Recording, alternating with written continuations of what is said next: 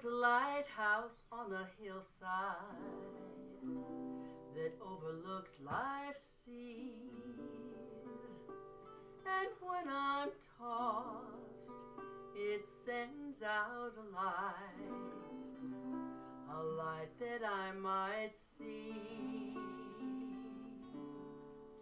And the light that shines in darkness now will safely lead me home.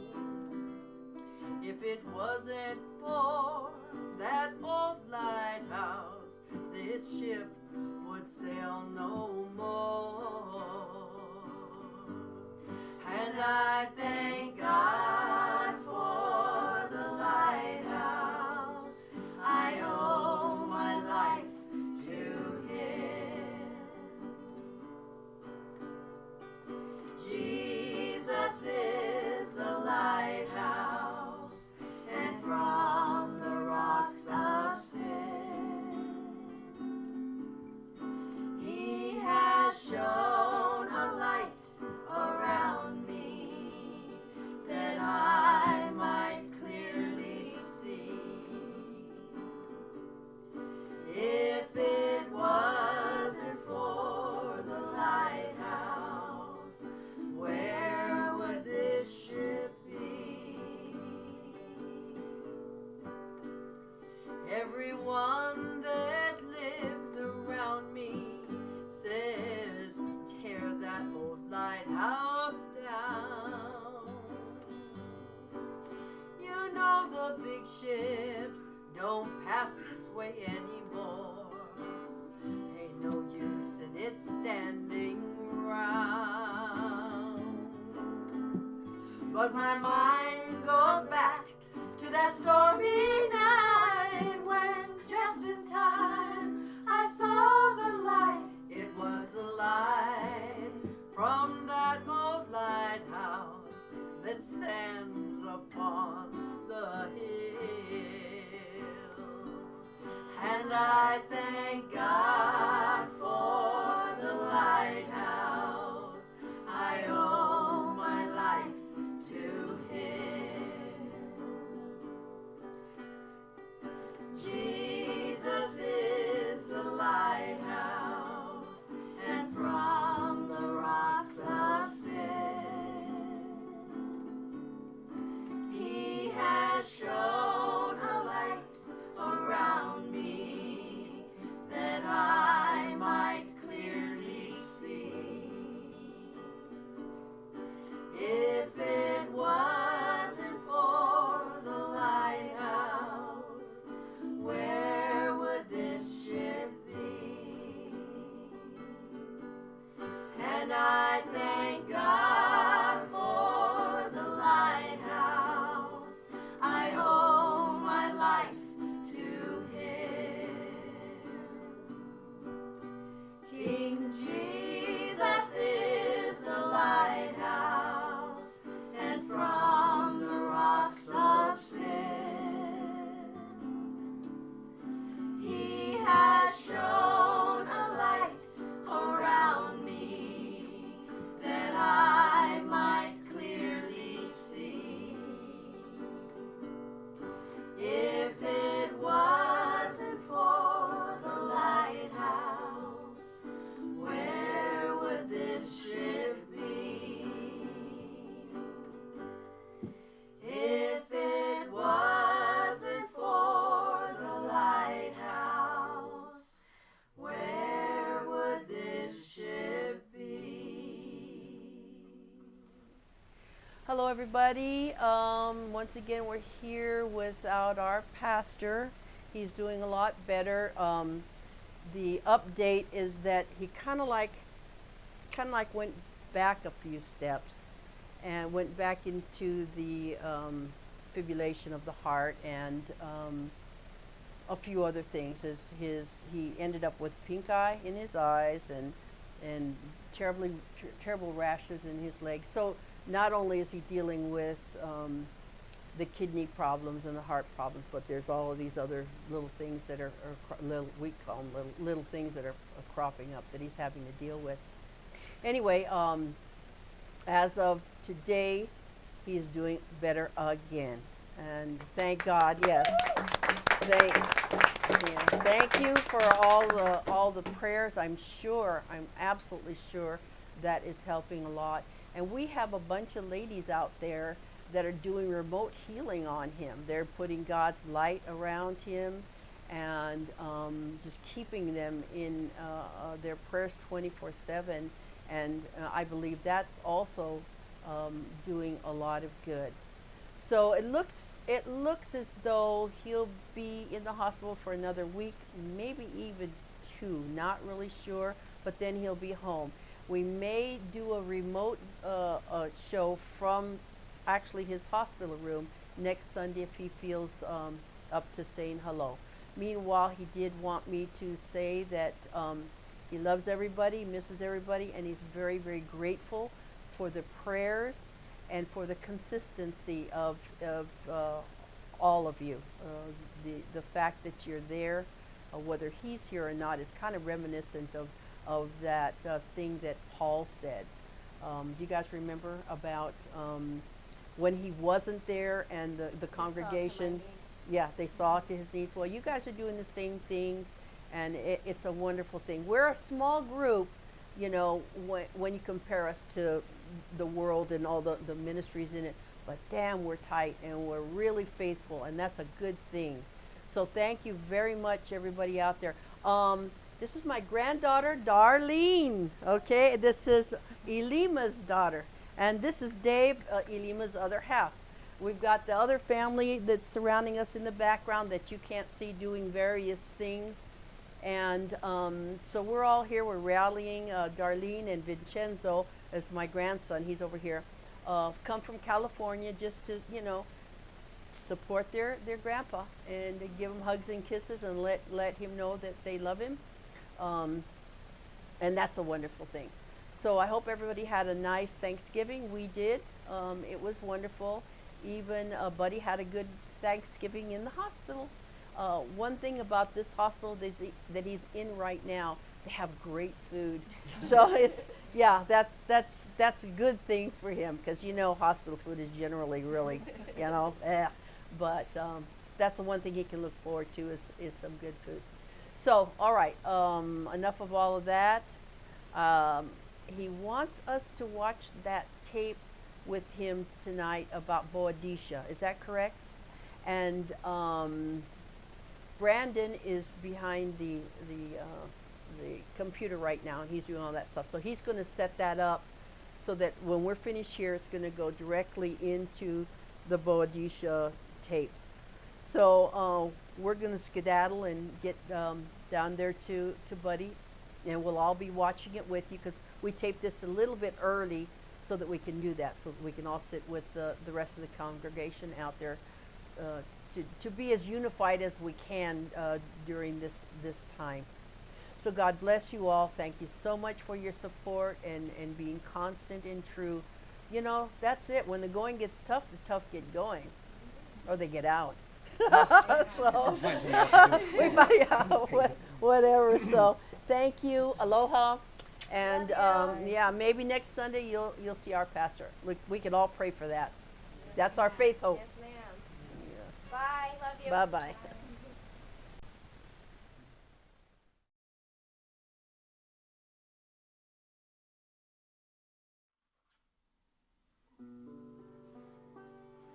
I've had many tears and sorrows, many questions for tomorrow. There have been times when I didn't know right from wrong. But in every situation, God gave blessed consolation, that my trials come to only make me strong. Through it all, through it all, I've learned to trust in Jesus. I've learned to trust in God.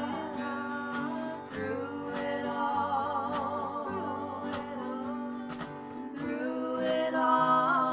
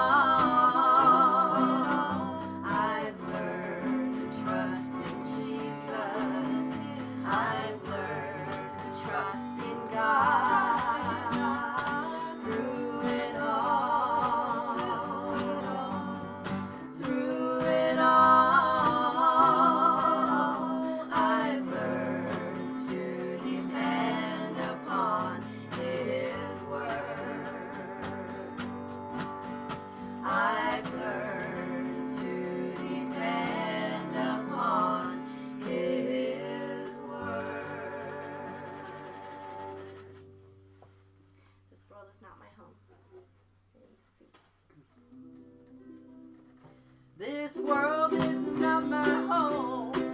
I'm just a passing through. My treasures are laid up somewhere beyond the blue. The angels beckon me from heaven's open door, and I can't feel at home in this world anymore. Oh Lord, you know I have no friend like you. If heaven is not my home, then Lord, what will I do? The angels beckon me from heaven's open door, and I can't feel at home in this world anymore. They're all expecting me, and that's one thing I know. Well, I fixed it up with Jesus a long, long time ago. And I know he'll see me through, 'cause he makes me strong and sure. And I can't feel at home in this world anymore. Oh Lord, you know I have no friend like you. If heaven is not my home, then Lord, what will I do? The angels beckon me from heaven's open door, and I can't feel at home in this world anymore. Oh no, I can't feel at home in this world anymore. Good. You guys are sounding good. Go ahead and make your way to your seats. I want to say hello to everybody that's in here in the chapel and everybody that's out there online. Greetings. This is the Children of the Free Church Ministry, and we gather here live every Sunday evening at 8 p.m. Mountain Standard Time for the teaching. Archives are available on this same site as well as on YouTube, and I invite you to check them out. If you haven't listened before or if you haven't listened much, you need to do that. Stay on the same page, as they say, of what we're doing. Get your messages into me. There's several methods by which you can do that. It's important for me to know how the teaching is being received. We're going to start out tonight with some current events. And by that, I mean exactly that. 1 or 2 weeks ago, I think, I said in the message, in the teaching of what's going on, that we are on, when I say we, I mean we, the world, are on a downward spiral. That there's no way to stop. And I mentioned then, and I'm reminding you again now, it's all part of God's plan. That alarmed many. And well, it should. Things look pretty bad. And on that vein, I'd like to say that the powers that be, the they, in quotes, got it down. They got it covered. And they're going for it. Remember I was talking about that? And I said that we aren't fighting for our lives. Remember that? I also said that underneath it, And behind it all is Satan trying to destroy everything, to circumvent God's plan. I know you remember that. Also said during that teaching that God is saying something else in His Word. And I used, for examples, I think I used 3 examples. One of them was Isaiah 18 out of Scripture. Don't go there, I'm just referencing it. That marvelous part in Scripture where it says, translating, look to the land that's covered with outstretched eagle's wings. It goes on to say that's going to be God's gift to Mount Zion in the end times at Armageddon. We reference Jeremiah 51. And in that scripture it says that the house of Israel and the house of Judah, and if you've been here for the teaching, you know who I'm talking about, are going to be God's battle axe. They're going to be God's weapons of war at the end. We also referenced same book, Jeremiah 4. That's where we told you that in Scripture it says that the house of Judah and the house of Israel are going to walk together to the land that God promised them. And I asked you then, and I'm repeating to you now in view of everything I said before, how can that be? If we are destroyed, if the United States is destroyed, the world is destroyed. And I remember saying, and you'll remember me saying, it's going to be interesting to see how God does this. Because it looks like this spiral has been accelerated. It looks like the evil side of things and Satan and his cohorts are trying to get things destroyed before God does what He plans to do. Because as I referenced before, Jesus said, when I come back, am I going to find faith in the earth? And Satan, in essence, is saying, come on back. You're not going to find anything here. And that's what's going on right now, this race and battle to wind things up. It'd be interesting to see how God is going to do what He said He's going to do. And after having said that, since I said that in this past week, I'm reminding you again that the powers that be were firmly entrenched. Plans made.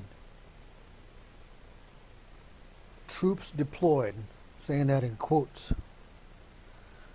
They, in quotes again, whatever you want to call them, the New World Order, or the Illuminati, working through the progressives and the liberals here, and the Democrats, did not seem to be beatable. Yet, in spite of all that, and in spite of them owning the media, and in spite of what I'll just encapsulate and call voter and voting fraud, and that encompasses everything from faulty voting machines, which I'm sure we've all heard about, to voting ballot antics like the ballots weren't delivered until the polling place was closed, to illegal voters, to all that together. The country rose up, and again, I keep saying in spite, but it's true, in spite of all this, completely changed the potential, underline that, the potential for right. Now, I'm no fool. The Republicans are no angels. For many, and I'm amongst them, we believe there's not a hair's breadth difference between the aisles, and I mean between the right and left side of the aisles in Congress and in the Senate. And I'm so sick of politicians. I can hardly stand to look at them without wanting to grind their face into the ground. They're saying things that don't mean, and they're empty phrases, things that don't mean anything. And you know what I'm talking about, to oversimplify and over-exaggerate. You know, they're out there with their hair well coiffed and they're well suited up with their ties saying, if you vote for me, and then I'm going to get that problem taken care of. Yeah. Standing ovation. Everybody jumps to he didn't say anything. He didn't tell you how he's going to do it. He didn't tell you when he's going to do it. More importantly, he didn't tell you who's going to pay for it. And you know exactly what I'm talking about. Same, both sides of the aisle. But the potential for right was moved on. Remember I said, be interesting to see how God does this. It doesn't look like there's any way. Well, I think God entered in. And a clear message was sent. And I'll sum that message up in 7 words. We do not want what went before. Period. Now, the work really begins to turn the country around. Just the potential is there. And it's going to be, and I'm telling you folks, I'm honor bound to tell you, it's going to be the most dangerous 2 years in our history. Okay? Most dangerous. Because, and I'm going to lump them all together, the vindictives, I'll call them all together. It's going to be the most dangerous 2 years as the vindictives try every parting shot they can get away with while they're still in power. So realize that. And don't forget that the power underneath all this, the one who's called the prince of the power of the air, which is Satan, has been set back. And not only is he mad, but he's going to back up and look for another opening to get us. And I've taught you this before in the scripture where Jesus and Satan are more or less debating. And Jesus defeats him, or Satan can't get victory there. It says in scripture that Satan withdrew for a season. Bad translation. That makes you think he left Jesus alone and went away. The proper translation of what they're translating as he withdrew is like a boxer in a ring who backs up looking for another opening to get you. That's what Satan did. And that's what Satan's doing now. And that's what the vindictives are doing now. But nobody expected this turnabout. I think it's God reining things in. His plan is still in place. He's still on his throne. Things are still going to go the way he wants them to. But Satan's not going to shortcut it and destroy things if we do things the way we're supposed to. And we believe God's in control. So that's the end of my comments on the current events. And we're going to return now to some more teaching on the lost tribes. Summarizing what's gone before all the teaching that we've done so far on the lost tribes, and it's considerable. Those of you who have been through the 6 or 7 messages will attest to that. And before that, when we taught in the book of Daniel, verse by verse, and showed how God entered in, knew what was going on before their captivity, and placed Daniel in a place where he could interpret the heathen king's dreams of the visions of the beasts and all that. You remember the teaching. God showing again his control and letting us see things that were prophesied in Daniel's day, about Daniel's future, his far future, that came to pass in our distant past. So we can see what God said was going to happen did happen. And we can hope in confidence that what he said is going to happen in our future is going to happen. All this leading together, lost tribes, book of Daniel, taught in Revelation about the beasts, the oppressive beasts, or the beastly kingdoms that oppress God's people all the way back from the beginning and to the end. And most of them are gone by us already. A couple more still to come. When we were teaching back on the Great Pyramid in Egypt, God's witness in stone, and seeing the prophecies that are there, they're unchangeable, they're cast in stone, all leading toward the same thing. We taught about his message in the stars above us in heaven that were cast up there 16 billion years ago or more, whether you believe in the Great Bang or a series of bangs or a she-bang or whatever kind of bang. It's up there. And from Earth, you look up and you see these constellations that make images. They're telling God's plan for the ages, all the way from Virgo to Leo, from Virgo the Virgin to Leo the Lion of the tribe of Judah, all up there. And all this teaching so far has been designed toward one end, to build confidence in God's promises, to give us trust, because with all that comes at us and all that will be coming at us, the only way to make it is faith and trust in God. Regarding the lost tribes, we know, we taught here and we taught you well, they were never lost to God.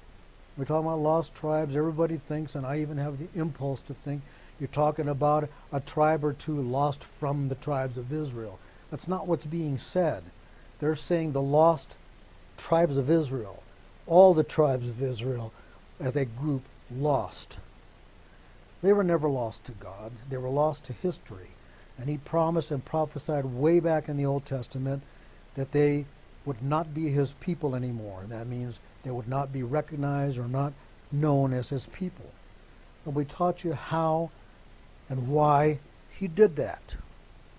We taught about their, and I'm going to say this parenthetically, their controlled dispersion to people and to populate Europe and the British Isles and the Americas. Now, while these so-called lost tribes were so-called lost, these people and their descendants, and yes, that comes all the way down to us, are often and mostly really found to be, if you look throughout history and look at the record and realize who they are found to be fierce fighters and famous for it. And you go, you have a tendency to go, what? Hebrews? You think of Hebrews and on the surface and ill-taught, you think, isn't that a bunch of Jews running around in the wilderness? No, we know better than that. They're fierce fighters and famous for it. I'll give you two examples. And we've been here before, but we're going to go there again and expand a little bit, then we're going to go to a big example. One example out of many is the Picts. Earlier settlers, Hebrew, in the British Isles, that were fierce warriors. They were called Picts because they painted themselves. Just like in the movie that we've seen, Braveheart. Remember Mel Gibson, he's in mostly blue and a little white, he's all painted up. They did that. That's a reality. Mostly blue, but they painted themselves other colors. And start perking your ears up and listen to this, the kind of fighters that they were. And we say, and you'll get a chuckle about this when I tell you what I'm about to say, put flesh and blood on the Bible. These guys went into battle stark naked.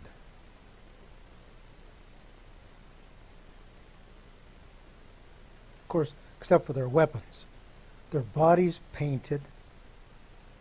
Their women went into battle beside their men. Right. Most people don't know that. Nothing new.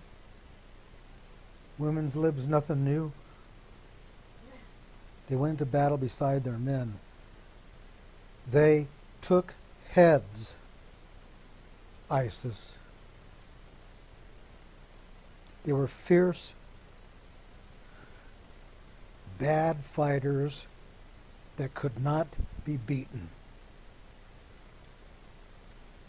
Then there was the early Celts,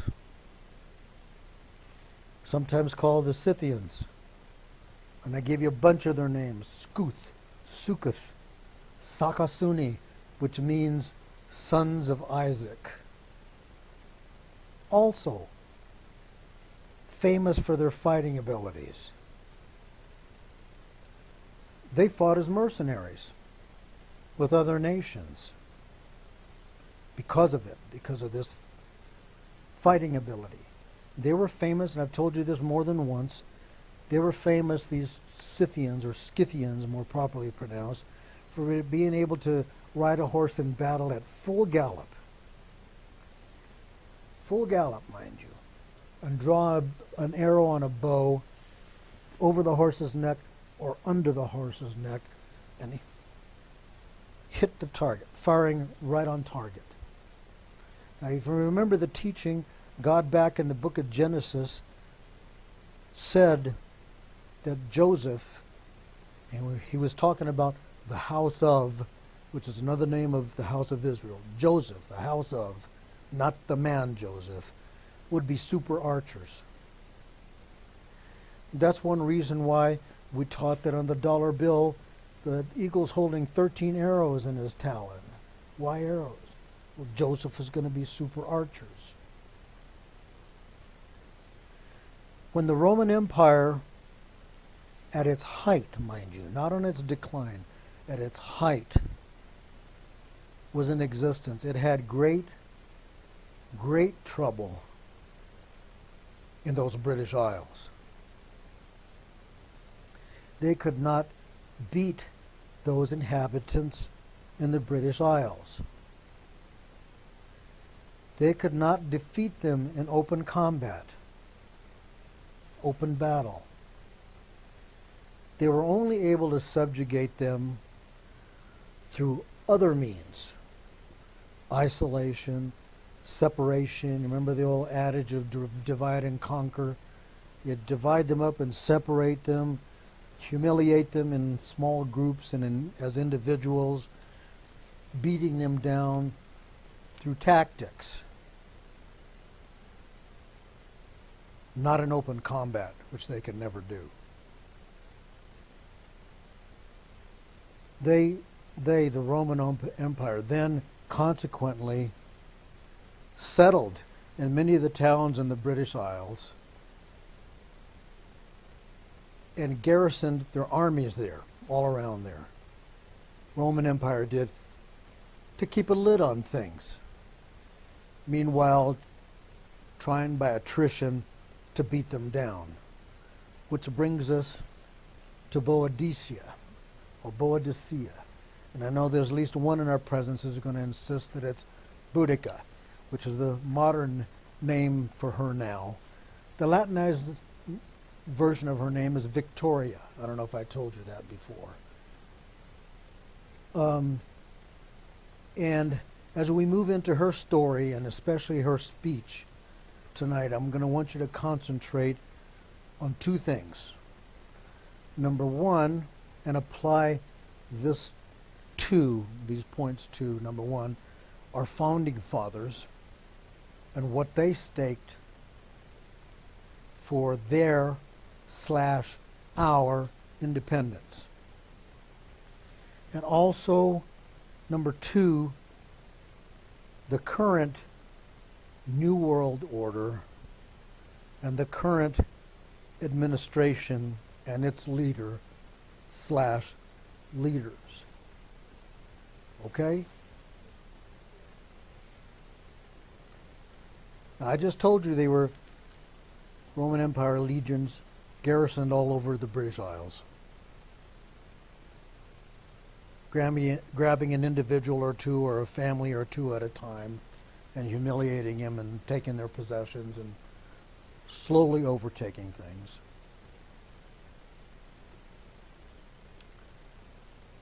I'm going to call her Boadicea because I'm old school.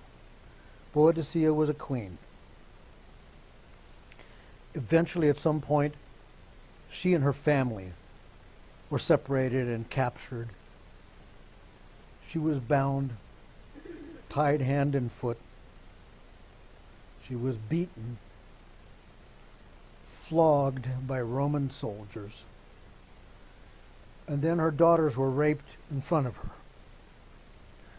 All their methods of trying to break her and to break down the inhabitants. This is the result of it. Boadicea in 60 AD, in case you don't know the time level that we're talking about here. As an introduction, I can tell you, went surrounded by an army, her army, of 120,000. Now, it's hard to appreciate those numbers, but if you look back at things like, I don't know if any of you are old enough will remember this, but in the late 60s, early 70s, Beach Boys concert, 100,000 people there. This is more than that. You know, this is probably more than Super Bowl attendances. 120,000. Later, this army was to grow to over 2.25 million, 230,000, drawn by her appeal. Then in the introduction here, it's going to describe her. And then we'll get to a speech that she made, interjecting certain things. I'll try and slow down so you can savor it. It says, Boadicea ascended the general's tribunal. Her stature exceeded the ordinary height of women.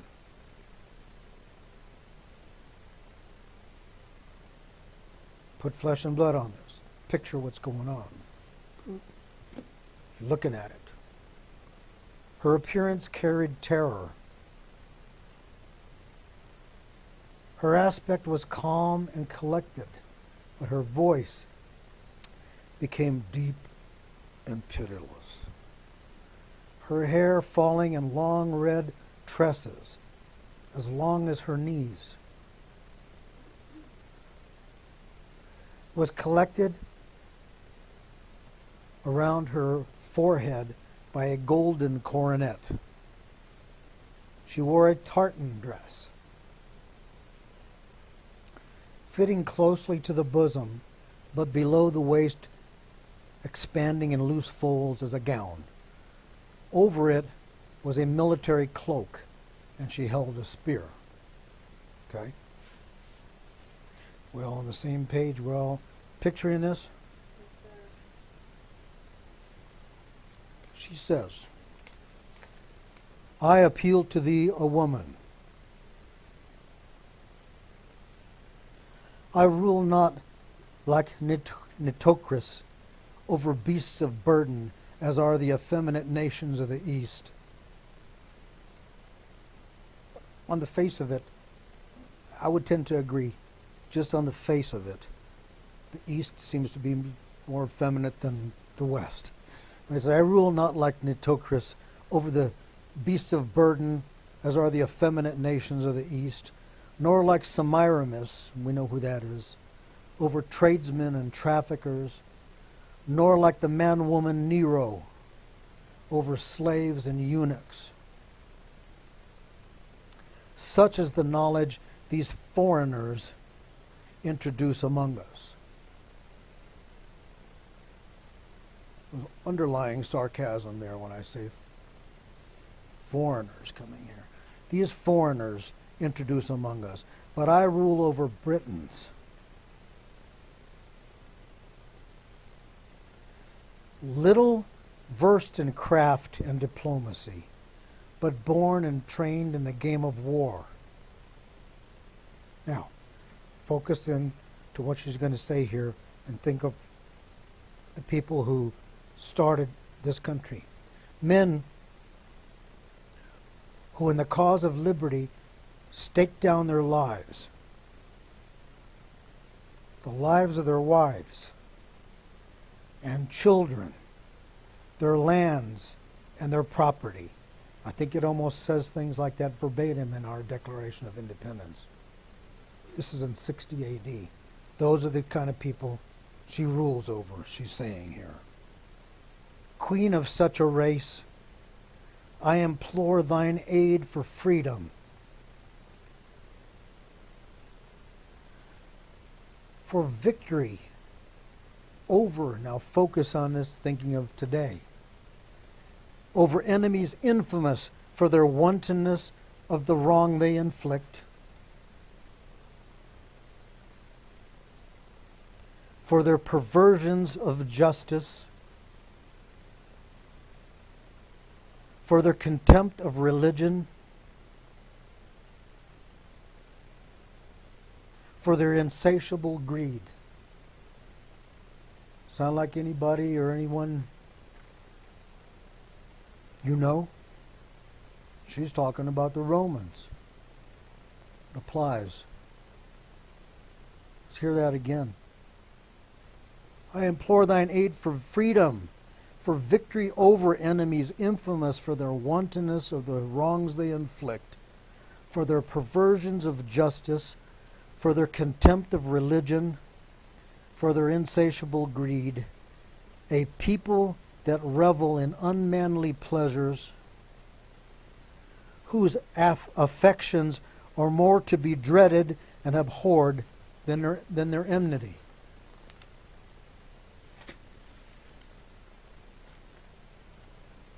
Never let foreigners rule over me. Read between the lines. Never let foreigners rule over me, or these my countrymen. Never let slavery, she says, reign in this island. I say in this land. We Britons are used to women commanders in war. Bet you people didn't know that. We Britons are used to women commanders in war. I am the daughter of mighty men, but I'm not fighting for my royal power now. I'm fighting as an ordinary person who lost her freedom. We know what else happened to her. I'm fighting for my bruised body. God will grant us the revenge we deserve. Think of how many of us are fighting and why. Then you will win this battle or die. That is what I, a woman, plan to do. Let the men live as slaves. I won't. And then it ends with a salutation that says, Be thou forever goddess of mankind and victory, sovereign and queen of Britain. And then they went on to slaughter town after town of Romans. Well, I may be exaggerating. They slaughtered 3 towns of Romans, one right after another. A great slaughter, and they killed everything. They killed over 80,000 people. One town was burned so badly that in modern day archaeology, doing the digs to confirm this story, they found that the earth had been turned red by the intense heat that had been generated. The Picts we just talked about. The Scythians we talked about. And now this great Queen Boadicea, or Boudica, depending on how you want to pronounce it, Victoria. This is the stock we descend from, and thus we are faith warriors. And that's my message tonight.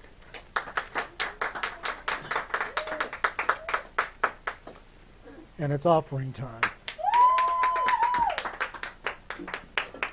Don't give unless you've been taught. If you've been taught, then you act accordingly. You give where you receive the teaching. We're going to gather the band together to sing our offertory song, which is, I am with thee when I should say, He is with us.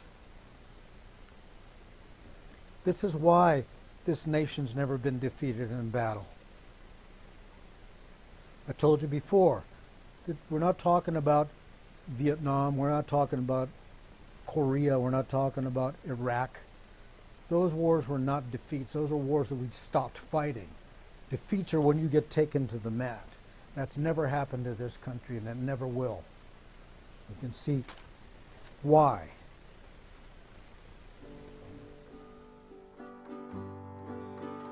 If you're up against lions and you can't climb that mountain, you're in front of the lion, can't see your way through. You gotta lift up your eyes and look to the Lord. You gotta trust in Jesus. And this is what He said. He said, be not afraid, be strong and have courage, and be not dismayed, for I have sent thee. He said, have faith in me. In this world of darkness, don't believe what you see, for I am with thee. When you're stuck in the valley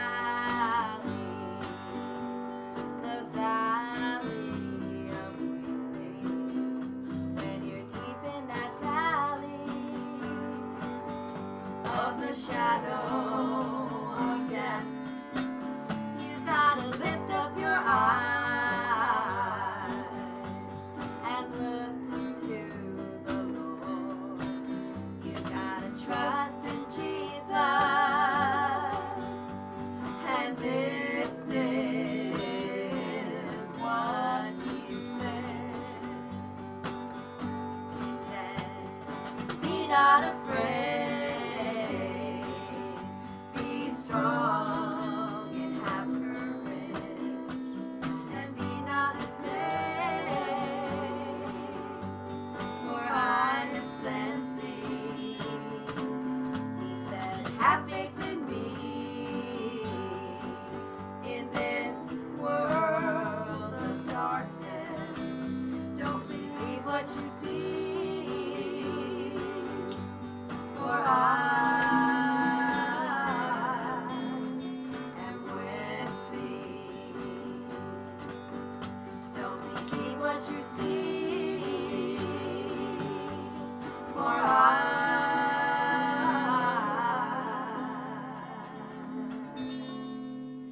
am with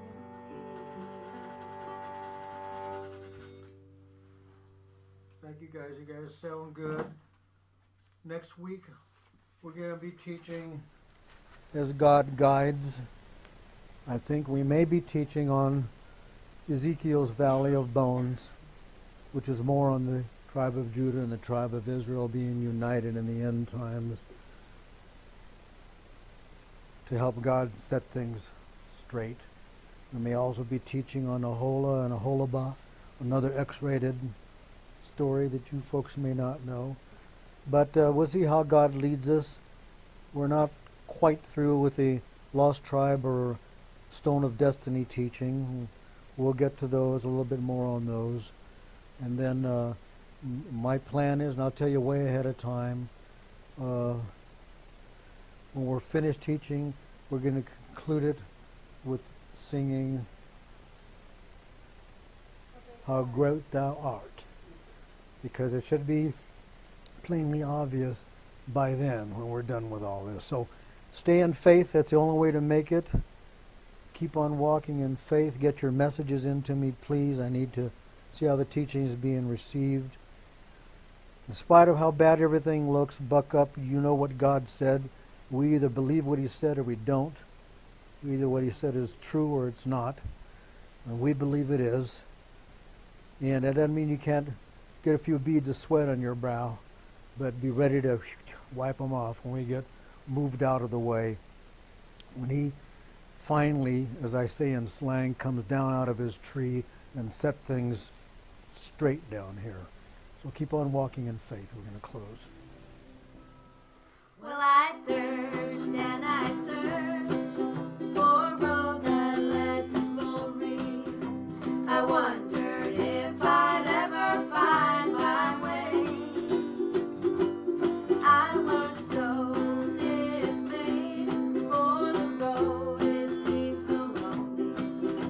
But then I heard a voice within me say, you've got to keep on walking, keep right on walking, walking in the light of the Lord. You'll get to heaven someday, and only get in the faith way, walking in the light of the Lord. Well, I faith and I faith, and the Lord he gave me mercy. I faith and he brightened down my way. I sat down to rest, for my feet had grown so weary. But then I heard a voice within me say, you've got to keep on walking.